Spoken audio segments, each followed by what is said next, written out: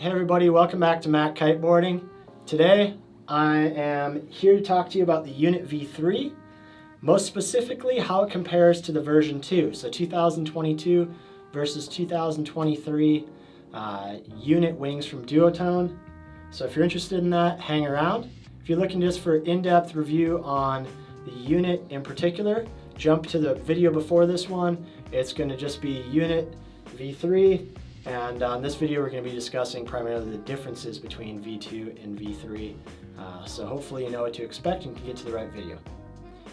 Also hang around, we're going to compare the Unit V3 versus the Slick SLS. So those are the two different wings in the Duotone lineup for 2023 and help you pick the right one for your next adventure.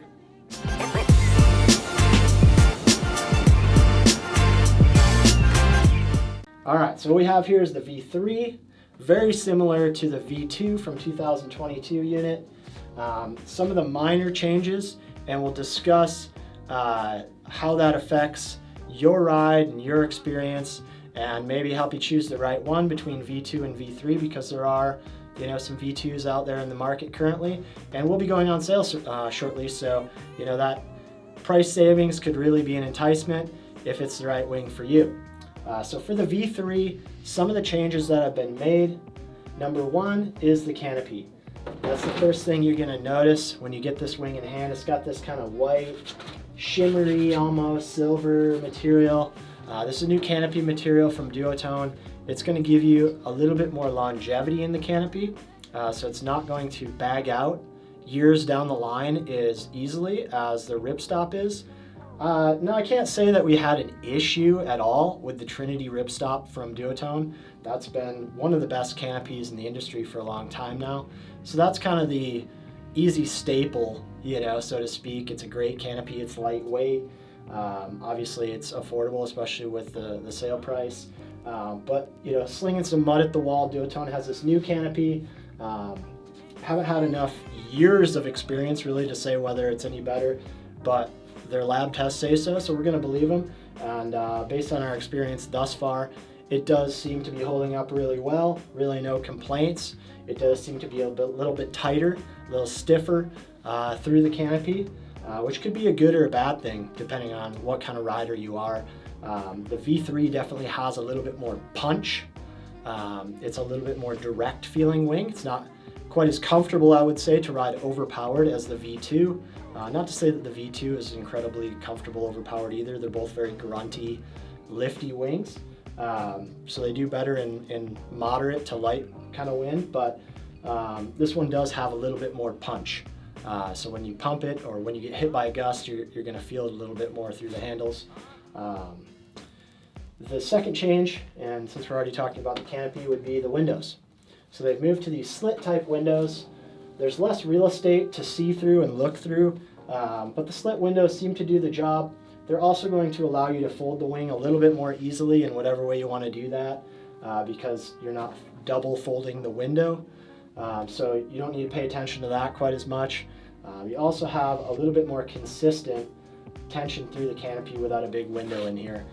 So primarily, again, that's something we're looking at in terms of durability in the long term. Not that it's going to tear in half or something like that, but the ripstop with a big window will bag out, just a slight bit more over the course of a number of years versus this new canopy. So if you're a heavy rider, always riding overpowered, this might be a worthwhile upgrade.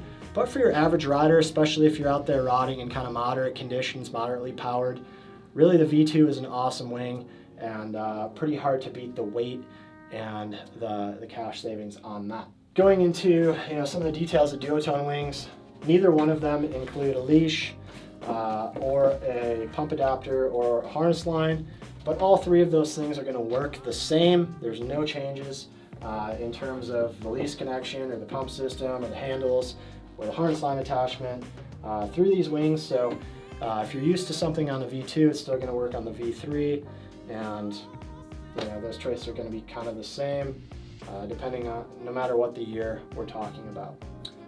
Two other things that they've changed on the V3, and that's really about it.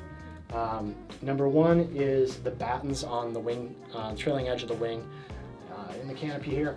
On the V2, there's two of those, one there and kind of one in the middle. They were able to remove one of those because of the new Canopy material and the weight of that. It doesn't flutter quite as much. So really a small detail, really nothing consequential other than knowing, you know, you only need one of those rather than two to stabilize the trailing edge of the canopy so it's not flapping around and making all kinds of noise. The last thing would be there's a little bit more dihedral. So if we're looking at the front of the wing, you know, the way that curves like this.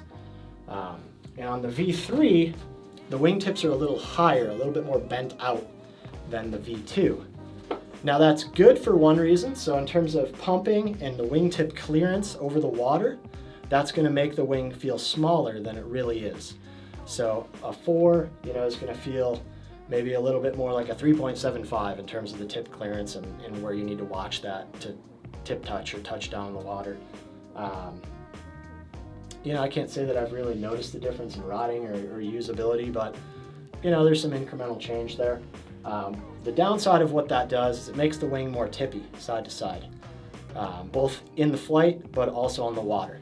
So if you're just leashed out on the water, the unit's always wanted to kind of flip over sometimes, but the V3 definitely wants to flip over all the time and be on its back because of that dihedral.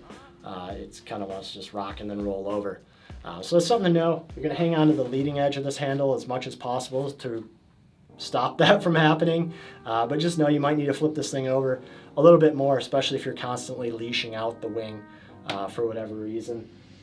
That can be frustrating for some riders, you know, so just to know that and knowing that holding the leading edge handle as much as possible will tame that for you. It's a good thing to know. And then in terms of flying, especially if you're riding in mixed, really inconsistent conditions or overpowered, that extra dihedral can make it feel a little bit more twitchy and more nervous as you fly. It's going to want to twist and kind of do one of these a little bit more, or kind of do these a little bit more inconsistently than some other wings. Not to say that it's difficult, but just it's something of note to know.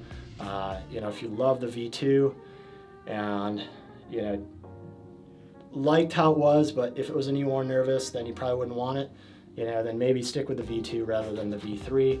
I would say for beginner riders, you know, the V2 is definitely an easier wing to ride in terms of ease of use, whereas the V3 offers a little bit more, you know, performance for those people that are asking more from the wing, a little bit more longevity from people that are really, you know, putting in hundreds of sessions a year and high-powered sessions. This wing is really meant to handle those kind of additional stresses over the long term. So really that's about it. If you love the V2, you're probably going to love the V3 and vice versa. Other than those small changes, you know, it really does feel very much at home. If you're a unit rider, it's going to feel real locked in and there's really no adjustment period. You might notice those small changes, you know, just as you're riding, but you know, really nothing game changing here or there, other than some small improvements in terms of longevity, you know, years down the line. So we're stoked what they did with the unit. We're really glad they didn't spoil the golden goose, so to speak. It's such a great wing. We wouldn't like to see too many changes. So 2 big thumbs up to Duotone team for improving but not ruining this wing. All right, if you like this video, stick around. We're gonna have another video here dropping soon, the Unit V3 versus the Slick SLS. So that's gonna compare the 2 wings in the Duotone lineup for 2023. If you're wavering on maybe which Duotone wing is right for you, we're gonna bring you some clarity in that video. So stick around, jump to that one next. This has been Tucker with kiteboarding.com, and we'll see you next time.